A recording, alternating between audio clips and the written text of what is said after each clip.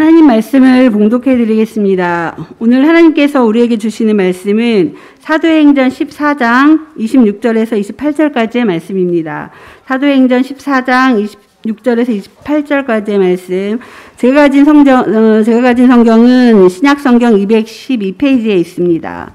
신약성경 212페이지에 있는 말씀 다 찾으신 줄 알고 봉독해 드리도록 하겠습니다. 거기서 배 타고 안디옥에 이르니 이곳은 두 사도가 이룬 그 일을 위하여 전에 하나님의 은혜에 부탁하던 곳이라. 그들이 이르러 교회를 모아 하나님이 함께 행하신 모든 일과 이방인들에게 믿음의 문을 여신 것을 보고하고 제자들과 함께 오래 있으니라. 아멘. 자, 부산에서 자란 저는 바다배를 자주 타보았던 경험이 있습니다. 바다배라고 해봤자 통통통통거리는 작은 배들입니다. 근데 그 작은 배를 타면은 바다는 파도가 이렇게 출렁출렁하니까 배도 그냥 배 타면 항상 이래요.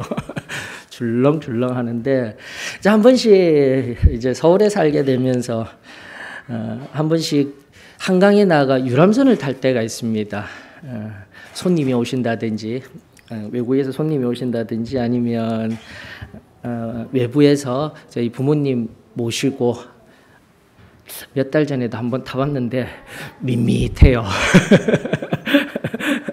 그냥 쑥 그냥 가는데, 자, 그래서 배죠 다. 바닷가에서 타는 것도 어쨌든 물 위에 떠다니는 것도 배고, 유람선 한강을 나아가는 그 유람선도 다 배라고 우리가 이야기를 할 수가 있습니다. 한번 문장을 한번 잘 들어보세요. 자, 배를 타고 배를 먹었더니 배가 아프다. 배라는 단어가 3개나 등장하였는데 그 단어의 의미는 다 틀려요. 자, 다시 한번 더. 배를 타고 배를 먹었더니 배가 아프다. 여러분들, 이렇듯 우리가 일단 살아가면서 의미를 가진다라는 말 속에 단어를 통한 말의 단어, 그리고 용어, 개념, 이런 것들을 통하여서 우리가 가지고 이해하는 수단이 되어집니다라는 것들 깊이 생각하지 아니하고 또 간단하게 생각되어지고 있으면은 제대로 알 수가 없는 경우가 있습니다. 그래서 공통적인 일반 개념, 지금도 배 하면 모두가 다 아는데, 만약에 개별적인 전문 개념으로서 한국의 배같이 시원한 배를 못 드셨던 분들에게 있어서는 아주 특별한 배가 되는 거예요. 여러분들, 우리에게는 너무나 그 배가 먹는 배가 참 특별하지만, 한 번씩 종종 이제 캐런 자매님이 가장 좋아하는 음식 중에 하나, 미국에 계신 우리 캐런 자매님이 좋아하는 음식 중에 하나가 배예요. 한국 배. 다른 배가 아니에요. 미국산 배는 시시텁텁해서 맛이 없대요. 근데 한국산 배는 그토록 맛있다라고 하면서 한국산 배가 나는 참 좋아라고 하시던데, 자, 이렇듯 다시 한 번 더요. 내가 가지고 있는 어떤 단어에 대한, 어떤 대상에 대한 일반 개념이 있다라면 분명히 소수의 전문적인 개념으로서의 용어들이 있다라는 겁니다. 왜 제가 이 말씀을 드리냐면, 특별히 우리에게는 교회 내에서는 익숙한 신앙의 개념들이 다 있어요. 우리들에게는.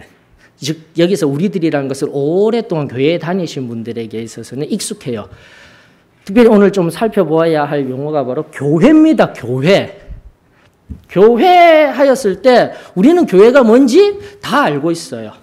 그러나 어제 예수님을 알고 또다시 오늘 여기 예배를 드리면서 교회가 뭐지 잘 모르시는 분들도 있는 거예요.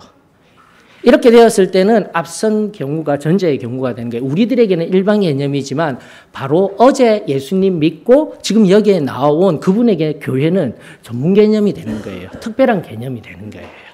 자, 이 두 가지 전제를 가지고 제가 자꾸 왜 이 말씀을 드리냐면, 지난주 갓 태동한, 즉 사도 바울이 1차 선교 여행을 통하여서 갓 태어난, 태동한이라도 표현할 수도 있고 갓 태어난 1차 선교 여행지의 교회와 또 그곳에서 리더십을 어떻게 세웠는지 우리 교리와 연합하여서 지난주에는 하나하나 말씀드렸어요. 초점은 갓 태어난 교회들이라는 겁니다, 여러분. 그리고 조금 먼저 태어난 오늘 안디옥 교회, 우리가 알고 있는 안디옥 교회인데 안디옥을 교회라 부르지 아니하고 곳이라고 부르고 있다는 것을 눈여겨봐야 돼요. 26절에 여러분들, 26절에 안디옥을 교회라고 부르지 아니하고 곳이라고, 어떤 특정한 장소를 나타내는 용어로 되어져 있어요.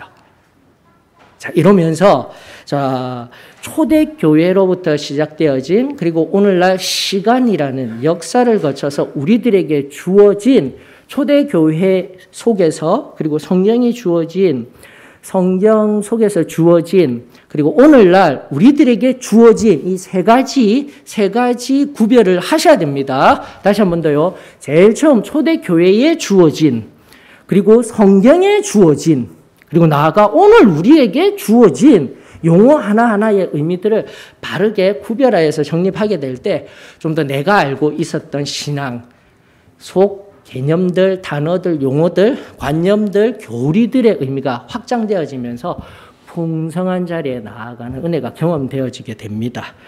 그러면서 오늘 특별히 26절로부터 28절까지 녹아져 있는 교회, 사도, 제자, 그리고 하나님 은혜로 이방인들에게 이루어진 두 가지 사실, 그것을 보고라고 이야기한, 보고라고 지금 개역개정력이 말하고 있는 27절의 마지막 보고. 당시의 상황의 이야기가 아니라 철저히 이것은 오늘날 우리들에게 해석되어진 용어다라는 얘기 알려드릴 거예요. 그러면서 우리 사도의 신앙교회, 이름 그대로 사도의 제일 처음 초대교회가 지향하는 교회, 초대교회가 걸어온 교회, 초대교회가 걸어왔던 그 모든 신앙의 개념 용어들을 잘 조금 구별해서 오늘 여기에 그때의 그 용어의 의미들이 오늘 여기에는 어떻게 변천이 되었고 우리들에게 적용되어지며 오늘 여기에 모인 우리 모든 교회가, 즉 성도 한 사람 한 사람 어떻게 이 말씀들을 깊이 의미 있게 여기에서 새기고 또 내 신앙함, 결국은 하나님과 함께 동행함에 깊은 의미가 될 수 있는지 또 찾아보는, 함께 나아가는 시간이 되었으면 참으로 좋겠습니다. 자, 먼저 첫 번째 교회입니다. 여러분들 잘 아시들 헬라어 에클레시아라고 합니다. 에클레시아다는 에크와 칼레오라는 용어가 합쳐진 용어예요. 그러면서 히브리어에는 카할이라고 합니다. 카할. 그래서 이게 무슨 뜻이냐면 교회는요, 교회 하게 되면은 서울에 있는 소망교회 하게 되면은 한 번씩 계속 알려드렸습니다. 여기 건물을 지칭하는 거예요. 맞습니까? 부산에 있는 사도의 신앙교회 하게 되면 영도에 있는 부산교회, 부산대교를 넘어가게 있는 그 교회 건물을 지칭합니다. 자, 이때는 우리가 이해할 수 있어요. 자, 그런데 다시금요, 성경이 말하는 에클레시아라는 용어는 아니라는 거예요. 건물을 이야기하는 것이 아니라 무슨 말이냐면 세상으로부터, 세상이라는 말은 이제 첨가되어졌습니다. 뭐뭐로부터, 에크가 뭐뭐로부터예요. 뭐뭐로부터 부름받은 이라는 뜻이었던 거예요. 이게 바로 에클레시아입니다. 에클레시아. 여러분, 뭐뭐로부터 부르심을 받았다. 칼레오, 말하다, 부르다라는 뜻이 바로 우리가 그냥 교회라고 하였던, 그냥 생각하고 있었던, 건물을 바라보고 생각하였던 그 용어가 성경의 의미였다라는 거죠. 자, 성경의 의미였습니다라는 것을 어원으로 살펴보았다면 당시에도 마찬가지였다라는 거예요. 초대교회 당시에도 교회라는 용어가 나왔을 때는 바로 부름을 받은 사람들을 의미했다라는 겁니다. 자, 26절과 27절을 눈여겨보십시오. 26절에 이미 알려드린 바와 같이 안디옥이라는 곳은 앞서 두 사도가 이룬 그 일을 위하여 전에 하나님의 은혜에 부탁하던 곳일 뿐이에요. 안디옥에 있던 어떤 건물, 안디옥에 있던 우리가 생각하는 건물적인 교회는 곳이에요. 초대교회에, 그리고 성경적으로도. 그런데 27절에 우리가 그토록 잘 알았다라고 하는 교회는 뭐예요? 교회를 모은대요. 어떻게 해요? 건물이 뭐 하시나요? 아니다라는 거예요. 자, 다시 한 번 더 정확하게 합니다. 성경적인 의미, 초대교회. 지금도 이 본문 속에 초대교회의 교회라는 의미는 우리 한 사람 한 사람을 의미하고 있는 거예요. 그 한 사람 한 사람이 지금 모여져 있는 것을 교회라고 성경이 말하였고, 초대교회 당시에는 그것을 에클레시아라고, 교회라고 하였다라는 것을 27절을 통하여서 우리가 눈여겨보았으면 좋겠습니다. 그러면서 나중에 사도 바울이 이 1차 선교 여행 이후에 그리고 2차 선교 여행, 3차 선교 여행 그 이후로부터 계속되어진 선교 여행 동안 교회들에게 편지를 썼을 때 에베소서 교회에 편지를 썼을 때 이렇게 말하고 있었던 거예요. 교회에 관하여서 보십시다. 에베소서 1장 23절 우리가 너무나 잘 알고 있는 그 말씀. 교회는 그의 몸이니 예수 그리스도의 몸이었다라는 거예요. 그러면서 로마에 있는 교회에게 주신 서신 12장 3절로부터 4절 말씀에 조금 더 확고히 이야기하고 있네요. 에베소서 1장 23절 그라는 것은 예수 그리스도의 몸이다라는 거 에베소서에서도 살펴볼 수 있지만 또 다른 교회들에게도 주신 말씀 속에서 자꾸 찾아봐야 되는 거예요. 그러면서 3절로부터 5절까지 이렇게 이야기를 하고 있습니다. 내게 주신 은혜로 말미암아 너희 각 사람에게 말하노니 마땅히 생각할 그 이상의 생각을 품지 말고 오직 하나님께서 각 사람에게 나누어 주신 믿음의 분량대로 지혜롭게 생각하라. 여기 교회 안에 있는 각 사람에게 이런 저런 은사들이 있다라는 이야기를 하고 있는 겁니다. 그러면서 우리가 한 몸에 많은 지체를 가졌으나 모든 지체가 같은 기능을 가진 것이 아니니 이와 같이 우리 많은 사람이 그리스도 안에서 한 몸이 되어 서로 지체가 되었느니라. 이러면 이제 에베소서 1장 23절과 함께 이 말씀이 의미가 되어져서 초대교회에서의 교회는 정확하게 이야기합니다. 세상으로부터 부르심을 받은 사람들의 모인 공동체. 그것이 교회입니다. 초대교회에 그리고 성경이 말하는 교회입니다라는 것을 우리가 살필 수가 있는 거예요. 그래서 교회는 오늘날 교회는 어떻게 하느냐? 모여서 다시 본문으로 돌아갑니다. 사도행전 14장 27절에 교회들이 모여서 무엇을 하느냐? 이제 시대를 건너뛰는 거예요. 초대교회에서의 그리고 성경석에서의 교회에 대한 의미를 가졌다라면 그 교회들이 세상으로부터 부르심을 받은 사람들의 모인 공동체가 오늘날 모여서 무엇 하느냐? 주의 날 모여서 예배 드리는 거예요, 여러분들. 모여서 예배 드리는 거예요. 이것이 바로 성경이 말하는 교회와 오늘 여기에 연결되어진 교회의 의미가 되어져야 하는 거예요. 첫 번째. 다른 의미들이 있어요. 그러나 오늘 본문 속을 통하여서 교회가 모여져서 오늘날 이 상황 속에서 시대의 상황 속에서 교회가 하나님의 부르심을 입고 모였다라는 개념이 중요합니다. 모인 공동체가 반드시 해야 하는 첫 번째 것은 뭐냐면 주의 날 예배 드리는 것이 첫 번째가 되어져야 합니다라는 거예요. 그러면 의미들이 확장되어져 나가는 겁니다. 온라인 시대를 격리의 시대를 경험하며 온라인 예배를 드리는 것을 경험하였습니다. 그러나 그것은 특정한 시기에 특정한 방법론이었지 하나님 말씀에 입각한 진정한 교회는 다시 한 번 더 주의 날입니다. 일요일이 아닙니다. 쉬는 날 아닙니다. 주님의 날, 바로 이 예배당에 나와 하나님 앞에 예배 드리는 모임이 교회입니다. 이렇게 정의가 내려져야 되는 거예요. 그래야 예배를 귀하게 여길 수가 있는 거예요.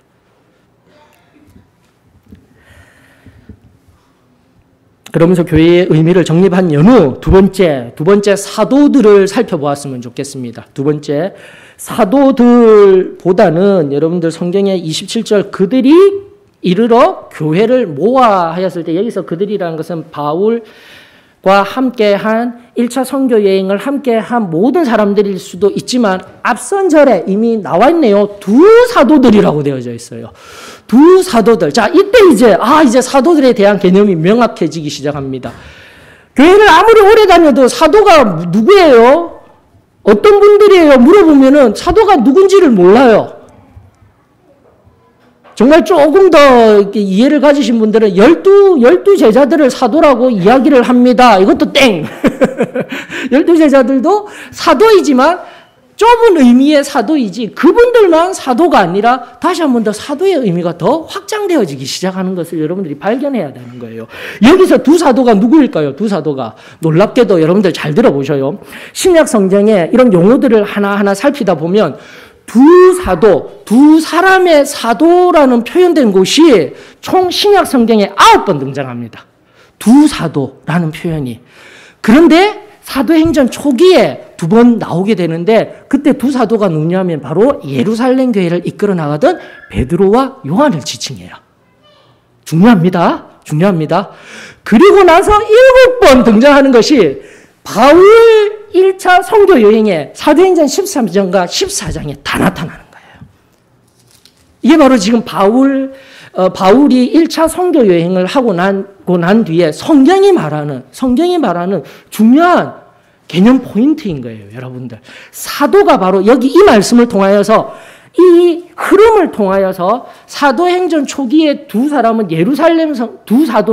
예루살렘의 지도자 두 사람을 지칭하였다가 이제는 두 사도가 그 뒤에는 두 사도가 안 나타나요. 계시록에 등장하는 건 아마 12사도로 제가 알고 있습니다. 두 사도가 없어요. 그러면서 왜 여기에서 두 사도로 등장하냐면은 여러분들 아시다시피 바울은 사도인 줄 알아요. 갈라디아서 로마서에 딱 한 절씩 있어요.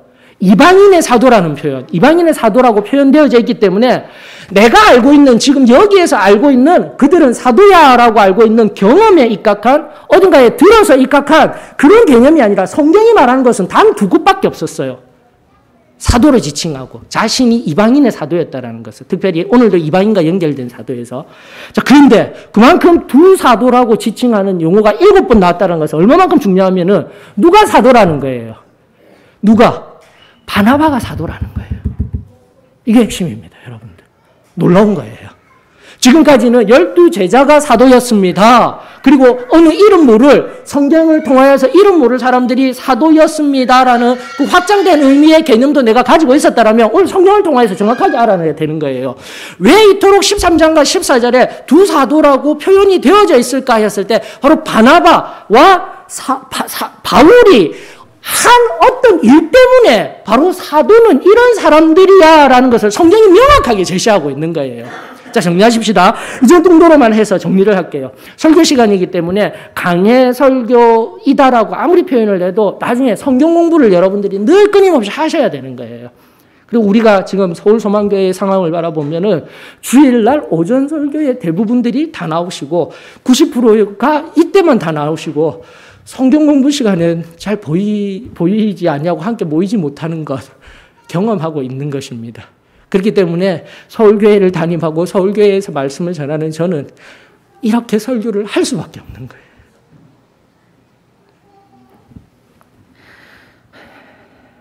다시 한 번 더 하나님의 말씀이 하나님의 생명을 통과한 그 살아 역사하는 말씀이 저와 여러분들의 심령에 와닿아 하나님이 기뻐하시는 한 사람만이 되어지기를 주의 이름으로 축원합니다. 그러면 이제 사도라는 용어가 얼마나 중요한지 확장되어져서 내가 알고 있던 것들을 깨트려버리고 사도는 바로 이런 사람들이었구나라는 게 이제 정확해지기 시작합니다. 그러면 사도가 누구냐면 헬라어 아포스톨로스예요. 아포스톨로스라는 말의 의미, 스톨로스라는 말의 의미는 보낸 자예요. 그래서 아포는 뭐뭐로예요. 교회하고 반대적으로 대응하는 용어였던 거예요. 이걸 정확하게 인식을 하셔야 됩니다. 교회는 모이는 사람들을 나타내는 초대교회의 용어였어요. 성경적인 용어. 그런데 교회가 나가게 되면은 중요하게 어떻게 바뀌어지느냐. 아포스톨로스가 되는 거예요. 세상을 향해 나아갈 때, 교회가 나아갔을 때 바로 그 유명한 세상으로 파견된 자, 세상으로 보내어짐을 받은 자, 하늘의 권위를 받고 세상을 향해 침투한 자들이 교회가 되는 거예요, 여러분. 이것이 바로 사도라는 의미의 용어였던 것입니다. 그리고 지금 이 사도행전 13장과 14절 속에 바울이 사도라는 건 알겠는데 왜 바나바가 사도가 되는지, 사도는 예수님을 직접 만나 배운 사람 아니야? 혹시 내가 개념이 잘못되어져 있었더라면 성경을 통하여서 바로잡으면 되는 거예요. 오늘날 사도, 성경적인 의미, 그 초대교회의 의미가 오늘날 여기에서 우리 사도의 신앙이라는 교회적인 의미로 사용되어질 때 사도가 누구인지를 명확하게 이해가 되어져야 하는 거죠. 그러므로 사도의 신앙교회 성도는 어떻게 살아야 하냐면 바로 여기 교회 안에서 교회가 되어져서 모여서 하나님의 은혜를 경험하여서 세상에 나아가 사도가 되는 삶인 거예요. 즉 내게 주신 그 하나님의 은혜, 그리고 좀 더 앞서 말씀드린 아포스톨로스의 의미, 하나님의 권위를 받은 자, 그리스도의 향기를 나타낼 자, 하나님 나라의 대사, 예수 그리스도의 편지가 되어져서 세상 속에서의 승리의 삶을 살아간다라는 의미가 바로 여기 사도라는 말씀 속에 개념화되어져서 녹아져 있었던 것이죠. 구원받고 성결함 받고 성령 침례받아 승리하는 삶, 우리가 너무나 큰 명제를 가지고 단순하게 신앙생활함에 있었다면 이제는 계속하여서 처음 받았던 그 교리와 가르침의 의미가 말씀 속에서 확장이 되어졌으면 좋겠어요. 말씀이 우리의 신앙을 뒷받침합니다. 말씀이 우리 신앙의 근거가 됩니다. 말씀이 우리 신앙의 기초석이 됩니다. 마중물이 됩니다. 다시 한 번 더 하나님의 말씀을 깊이 사모하며 상고하며 연구하며 세상에 나아가 우리가 뚜렷하게 받았던 그 은혜, 그리고 내가 알고 있었던 그 개념들이 말씀을 통해서 확장되어져서 세상 속에서 진리로서 담대히 증거되어질 수 있기를 주의 이름으로 축원합니다. 자, 그러면서 앞서 말씀드린 이런 의미들, 또 말씀 속 주해 과정이라고 이야기하죠.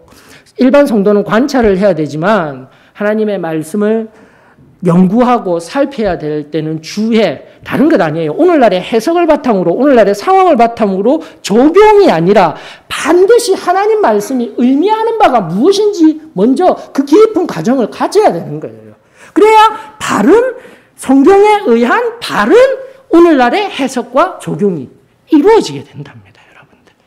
그래서 자꾸 하나님 말씀의 본뜻이 무엇인지, 하나님 말씀이 의미하는 바가 무엇인지를 깊이 살필 수 있는, 그리고 그 방법도 계속하여서 우리가 배움, 이제 나올 제자들이라는 용어 속에서 살필 수 있는 통합된 의미와 개념으로서 저와 여러분들 풍성한 우리 삶의 걸음을 내디딜 수 있는 오늘 시간이 되었으면 좋겠습니다. 자, 두 번째 의미, 사도라는 의미 정의합니다. 앞선 교회, 복수받으시 정의 내려진 것, 세상으로부터 부르심을 받은 사람들이 모인 공동체라고 하면 똑같은 대상이지만 그 대상들이 어떻게 해야 된다고요? 이제는 세상을 향해 보내심을 받은 사람들이라는 거예요. 이것이 사도의 의미입니다. 모여서 은혜 받아 그 받은 은혜를 가지고 세상에 나가 그 은혜를 흘려보내는 자, 우리 소망교회가 되었으면 참으로 좋겠습니다.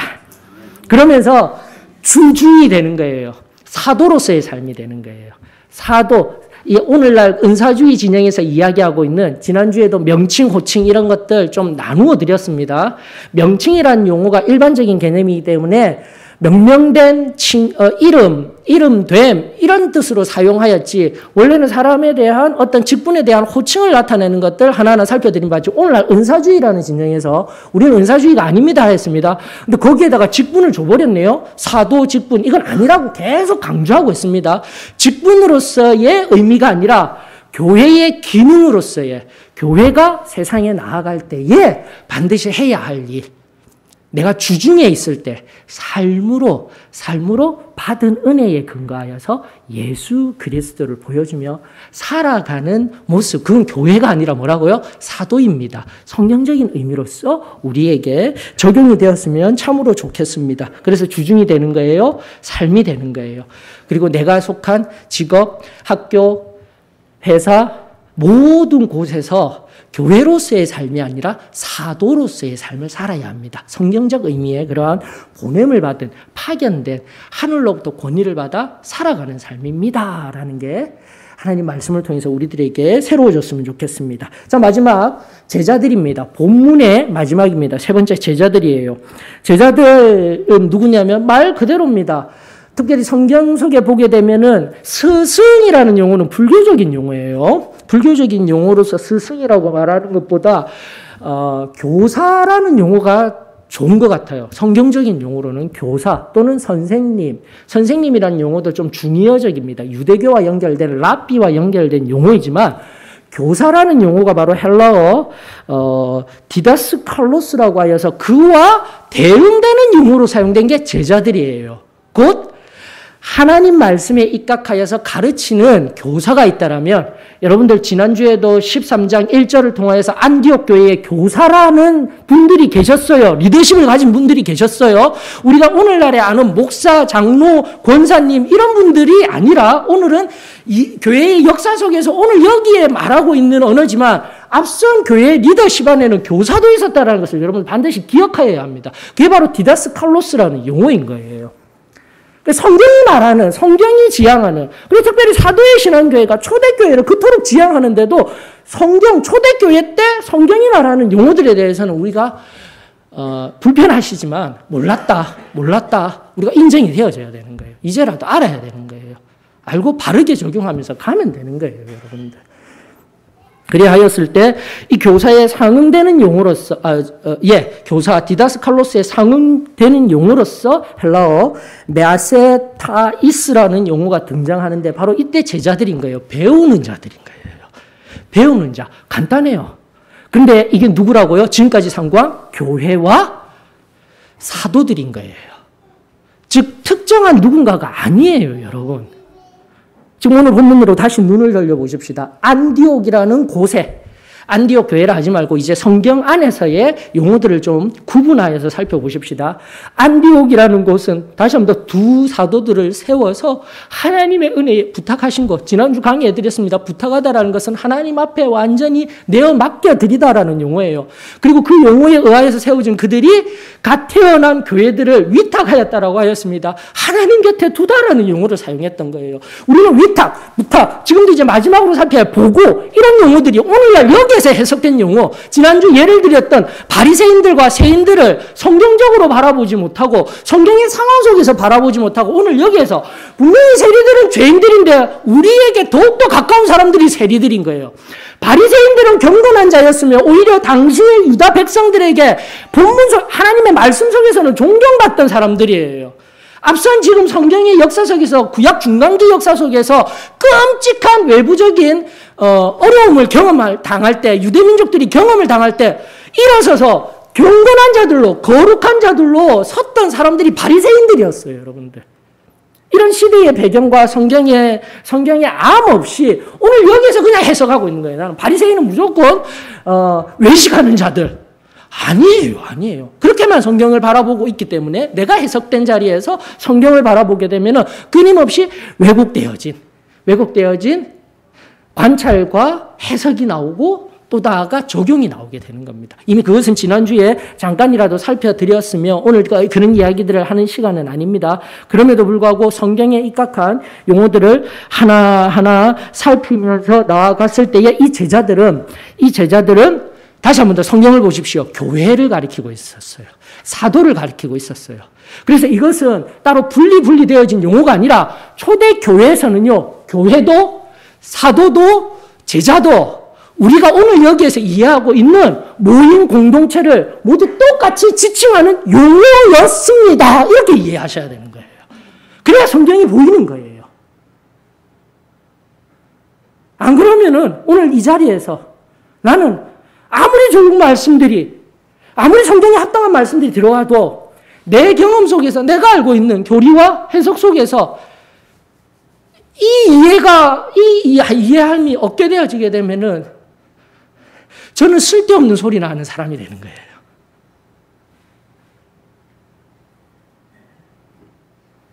저는 하나님과 상관없이 지금 여기에 서 있는 사람이 되는 거예요. 사랑하는 성도 여러분, 오늘도 이 예배 가운데 하나님이 우리 교회를 세워주시고 2022년 여기 5월 22일 하나님 앞에 예배드리고 있는 이 시간, 성경에 등장하는 종들, 선지자들, 나아가 오늘날 여기에 허다한 많은 종들, 우리 역사 속에 있었던 사도의 신앙교회로 좁혀서 허다한 많은 종들의 그 음성 속에서 내가 지금 여기에서 해석하고 내가 지금 선택하고 있는 말씀만 옳다라고 여기게 된다면 나는 지금 여기에서 울어야 할 때입니다. 하나님 앞에 겸손히 엎드려서 지금도 내가 하나님 앞에 어떻게 예배를 드리고 있으며 말씀이 어떻게 들리고 있으며 또다시 하나님 앞에 오늘도 우리 김학희 전도사님 귀한 기도 올려드렸죠. 기도 때가 있으므로 내가 하나님 앞에 어떠한 상황 속에서도 기도해야 할 존재인데 모여서 하나님 앞에 참으로 예배드리는 참된 성경이 말하는 교회가 되어져야 하는데 어떤 연유에서인지 기도하지 못합니다. 말씀이 들리지 않습니다. 하나님 앞에 찬양이 올려지지 않습니다. 모인 교회의 의미가 사라져가고 있습니다. 그리고 나아가 성경이 말하였던 사도의 성경이 말하는 의미, 세상에 나아가 이제 제자로서 배움받은 그리고 그 제자로서 사도로서 사도 바울과 사도 바나바가 모든 일이라고 표현하였습니다. 십자가와 부활의 그 복음의 말씀을 선포하고 그 복음에 의하여서 안전뱅이가 일어서게 되고 그 복음에 의하여서 신으로 추앙받을 수 있는 자리에서도 나는 아무것도 아닙니다 선언할 수 있는 그 모든 일, 그냥 내가 알고 있는 나 한 사람을 구원하여서 성결 한 받게 하여서 성령 침례 받은 내 사건이 되어진 것이 아니라 초대교회 안에 있었던 이 놀라운 모든 일, 특별히 13장과 14장에 있었던 일들을 하나하나 세밀히 살펴서 오늘 여기에서 다시 한번 우리 교회가 무엇을 해야 하며 우리 교회가 또 어떠한 걸음을 걸어야 하며 또 우리 교회에게 하나님이 어떠한 놀라운 하나님의 은혜를 베풀어 주시는지 바로 알아야 되는 것이죠. 사랑하는 성도 여러분, 다시 한 번 더 오늘의 말씀들 하나하나가 새로워질 수 있기를 원합니다. 앞서도 말씀하였던 두 가지 일, 하나님의 은혜에 기반한 하나님이 함께 하심으로 교회와 행한 모든 일, 특별히 좁혀서 사도들과 함께 한 일, 두 사도, 바울과 바나바에게 행한 일을 기억해야 합니다. 그리고 오늘 이제 여기 이 사도행전 14장 끝나가는 이 시점, 역사를 거슬러 올라가 바로 그 시대에 이방인에게 이제 믿음의 문이 열리워졌다라는 얘기, 선포되어지는 이 의미가 다시 한 번 우리들에게 새로워져야 되는 거예요. 바로 이때로부터 지금 여기 2000년이 한참 지난 어느 시점 속에 바로 여기에서 나에게 이 놀라운 복음이 들리워졌으며 특별히 사도의 신앙교회를 통하여서 120여 년 전 탄생한 그 교회를 통하여서 저의 경우라면 날 때부터 어머니 뱃속부터 47년 전 태어난 그때로부터 이 교회를 통하여서 바로 이곳을 통하여서 2000년 전에 그 복음의 말씀이 그 복된 말씀이 나에게 들리워졌구나. 하나님 말씀이 최고야. 하나님에 의하여서 우리에게 주신 들리워진 그 전날에 그때의 말씀이 최고야라는 게 새롭게 정립이 되어져야 되는 거예요. 이 과정 속에 하나님이 사용하신 사도의 신앙교회 그리고 각 교회, 각 지역에 서울, 부산, 그리고 대구, 기타 등등에 세워진 바로 그곳에서 초대교회의 동일한 은혜가 흘러 넘치웠던 그 모임이 바로 교회였습니다. 그리고 그 모임을 통하여서 뜨겁게 은혜 받았던 그 은혜에 의하여서 이제 구체적으로 들어가는 거예요. 이 13장과 14장 앞서 말씀드린 그 모든 일을 연구하다 보면은 그 복음의 핵심 내용은 예수 그리스도의 십자가와 부활이었던 거예요, 여러분들. 이 두 가지가 핵심이었던 거예요. 승리의 생활, 체험적인 신앙은 교리적인 영역인 거예요. 이후의 문제예요. 우리에게 주신 나에게 개인적으로는 특별한 신앙이 될 수는 있지만 그보다 앞선 참된 복음은 예수 그리스도께서 십자가에서 나를 위하여 피를 흘려주셨다. 내 몸을 내어주셨다가 오늘 여기에 끊임없는 내 은혜가 되어줘야 하는 거예요. 그리고 나아가 우리가 전할 것은 다시 한 번 더 우리의 교리적인 용어로 승리의 삶을 전할 뿐이지 다시 한 번 더 사도로서 전하는 것은 무엇을요? 부활을 선포하는 거예요, 여러분들. 이것이 기독교입니다. 예수 그리스도께서 다시 사셔서 부활의 첫 열매가 되심으로 우리도 영원한 생명을 누립니다. 당신도 영원한 생명을 누릴 수 있습니다. 이것이 오늘 우리 교회 가운데 먼저가 되어지고 우선성을 가지고 새로워지게 될 때 이 하나님의 말씀에 입각하여서 참된 교회로서 내가 예배 드릴 때마다 그 십자가의 보혈의 은혜에 젖어서 나 예전에 구원받았어. 그로 인하여서 성결함 받았어. 그로 인하여서 하늘로부터 성령 침례 받았어야 했던 과거의 사건이 아니라 오늘 여기에서도 십자가의 보혈로 말미암아 나는 끊임없이 내가 세상 속에 살아나아갈 새 힘을 얻을 수가 있는 거예요. 오직 십자가의 보혈의 능력으로만. 그러면서 세상에 나아가 내 삶의 언행심사, 거룩히 구별된 지금도 제자로서 여기에 깨달아지고 배워진 알을 통하여서 세상에 나아가 성경이 말하는 사도의 삶, 세상으로 아포라고 하였습니다.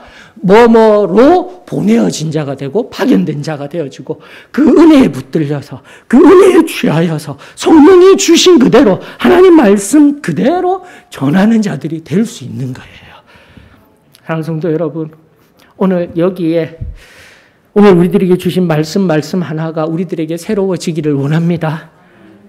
특별히 마지막 결론으로 나아가십시다. 결론에서 눈여겨보아야 할 것은 이방인입니다. 여러분, 이방인.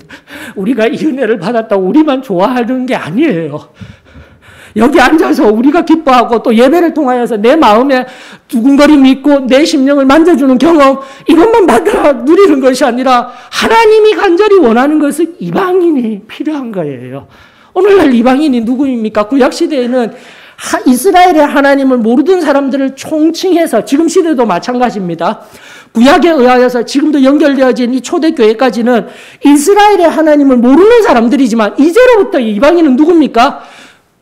유대인들도 포함되는 거예요. 유대인들은 이스라엘의 하나님은 알았지만 지금 여기에 메시아로 오신 예수 그리스도를 알지 못하였던 거예요. 이것이 이방인의 표현인 겁니다.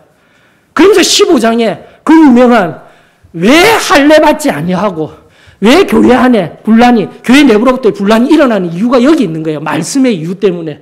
이방인의 믿음의 도가 열리면서 우리 유대인들이라면은, 유대인들을 위한 복음이라면 반드시 할례 받아야 되는데 왜 안 되느냐. 그리고 어떻게 이방인이 이스라엘의 하나님으로부터 구원의 은혜를 경험할 수 있어. 이렇게 말씀들이 흘러가는 거예요. 말씀을 알지 못하면 오늘날 난 아무렇게나 좁은 자리에서, 좁은 의미에서 신앙생활하며 하나님이 우리들을 통하여서 은혜 주신 그 완전한 자유를 경험하며 살 수도 있음에도 불구하고 안 되는 거예요. 안 되는 거예요. 사랑하는 성도 여러분. 다시 한번 우리가 살아가는 이유는 내가 교회에 와서 내가 은혜로만 채워지고 성령님이 주신 은혜를 맛보아 누리며 우리 안에 교제로서 끝나는 것이 아니라 세상에 나아가 죽어가는 그 누군가에게 내가 받은 그 은혜를 전하는 거예요. 우리가 거기에 실패하였습니다. 저도 실패하였습니다. 그 뜨거웠던 신앙의 자리에서 오랫동안 우리는 굳어져 있어요. 하나님이 주의 날 예배를 드리고 세상에서 이토록 살아갈 사도로서의 사명을 주셨건만 우리는 이 사명에 응답하지 못하였으며 너무나 좁은 자리에서 좁은 물에 내서 우리끼리만 지내고 있었어요. 우리끼리만 서로 좋아했었어요. 이제는 확정하십시다. 정말 순전하였던 그때에 내 기억 저 멀리 있었던 그때로 다시 회복하여서 내가 제일 처음 은혜 받았을 때 나는 첫 번째 놀라운 변화는 하나님 말씀을 사랑하였습니다. 몰라도 계속 하나님 말씀 봐요. 두 번째는요, 내가 받은 이 은혜를 어떻게 하면 저희에게 전할까? 그러니까 누가 가르쳐주지 않았는데도 이 은혜에 붙들려서 어떻게 하면 내가 저 사람에게 내가 잘나서가 아니에요. 죽어가는 저 영혼이 보이잖아요. 영적으로 뭔가 뜨거운 걸 받아서도 아니에요. 내가 은혜를 경험하고 십자가의 보혈로 적시고 났더니 내 옆에 형제자매가 얼마나 불쌍한지요. 걸어가면서도 저희가 얼마나 불쌍한지요. 하나님이 주셨던 그 마음을 가지고 세상에 나아가 신앙생활을 하던 것이 우리 제일 처음 뜨거웠던 처음 사랑의 모습이었습니다. 사랑하는 성도 여러분, 오늘 또다시 굳어진 우리 안에 하나님의 말씀이 우리들에게 새로워지기를 원합니다. 이것이 회개라고 하였습니다. 또 회개도 무조건 죄에서부터 강구하기 때문에 나는 회개 안 해도 돼. 아니라고 했잖아요. 회개는 헬라어 용어 자체가 바로 메타노이아. 지금 여기에서 하나님의 말씀이 임합니다. 지금 여기에서 영적으로 하나님이 나를 만지십니다. 그때 바로 내가 초월하여서 깨닫는 것이 회개인 거예요, 여러분. 그리고 나서 하나님께 내 걸음이 잘못되어져 있거나 혹은 하나님의 뜻에서 벗어나 있는 것을 발견하고 바로 하는 거예요. 무조건 죄 지어서 하나님 앞에 나 죄 회개해달라고 하는 것이 회개가 아니라 지금도 이 순간 하나님의 은혜가 회개인 거예요. 지금 이 순간이 영원히 되는 것이 바로 회개. 하나님 앞에서 다시 한 번 더 말씀에 의한 깨달음을 얻고 살아계신 성령의 터치함을 경험하고 또다시 그 살아계신 하나님이 오셔서 내 심령 가운데 잔잔하게 임하여 주는 그 놀라운 사건, 그 놀라운 은혜를 경험하는 열쇠, 회개입니다. 회개. 회개의 의미도 확장되어져야 하는 거예요. 오늘도 우리 하나님께서 바로 이 말씀들 하나하나를 우리에게 주시며 오늘 내가 이 속에서 나에게 주신 말씀의 의미가 무엇인지를 깊이 살필 수 있기를 원합니다. 여기 보고하고라고 마지막에 제가 살펴드린다고 했죠. 보고. 이것은 이미 조직화된 단체 안에서 사용하는 용어예요. 이미 어떤 권위 있는 단체가 있으면 그 단체에다가 누가 아랫사람이 위로 올리듯이 보고하고라고 표현했는데 아니에요. 전혀. 성경이 말하고 있는 아난겔로라는 말의 의미는 아가 위로 뒤에 그냥 말하다예요. 나누었다가 정확한 표현이에요. 여러분들. 그냥 밑에 사람이 이런 것들을 하는 것이 아니라 교회가 모여서 사도로서의 삶을 살았던 것들을 가지고 와서 하나님이 어떠한 크고 놀라운 일을 행하였는지 또다시 제자들이 함께 모여서 교회가 모여서 이런 일들이 있어서 하고 나누는 자리가 바로 지금 여기에 마지막 바울 사도가 1차 보고를 마치고 오늘날 선교 보고를 하겠습니다. 이런 굳건히 이렇게 굳어졌고 이런 자리가 아니라 서로 형제자매로서 나누는 자리가 바로 지금의 이 본문 속에 녹아있는 보고하는 것이 아니라 나눔을 가졌습니다. 기쁨으로 함께 하였습니다. 제자들이 함께 오랫동안 있었습니다의 진정한 의미였던 거예요, 여러분. 사랑하는 성도 여러분, 오늘도 우리가 교회 또다시 하나하나 예배를 드리고 하나하나 내 신앙생활을 점검하고 하나하나 내가 어떠한 주중 삶을 살아가는지 뒤돌아볼 수 있기를 원합니다. 그러면서 제자, 교회, 사도가 합하여진 오늘 여기에서 우리가 사용하여야 할 가장 통합된 용어는 다른 것 아닙니다. 성도입니다. 성도. 거룩히 구별된 그 사람들의 모임이 성도가 바로 초대교회와 이 말씀 속에서 하나하나 제자, 교회, 그리고 사도라는 개념들을 통합하여서 새롭게 끄집어 올린 우리가 반드시 지향하여야 할 모범 삼아야 할 참된 용어의 개념이자 우리 모두는 성도가 되어져야 합니다. 위아래가 없습니다. 함께 하여야 합니다.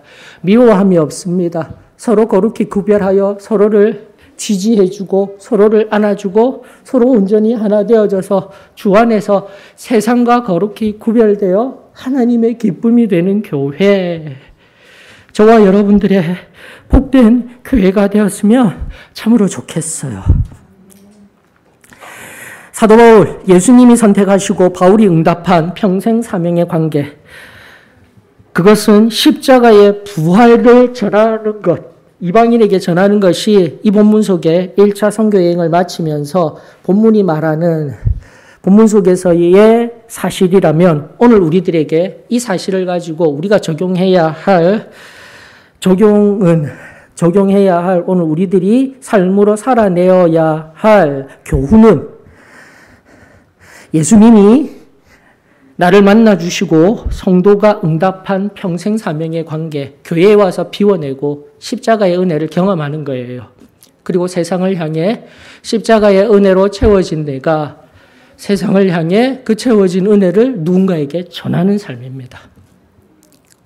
이방인에게 전하였듯 오늘 세상 누군가에게, 아니 가까이에 아직도 예수 그리스도를 알지 못하는 내 가족에게, 또다시 내 사랑하는 친지에게, 이웃에게 가만히 있는 인생이 아니라 하나님의 은혜를 나누는 보고가 아니라 삶으로 자연스럽게 말과 행위로 나눌 수 있는, 함께 할 수 있는 우리 소망교회의 성도들의 든든한 은혜가 성령으로 말미암아 새롭게 되어지기를 주의 이름으로 축원합니다.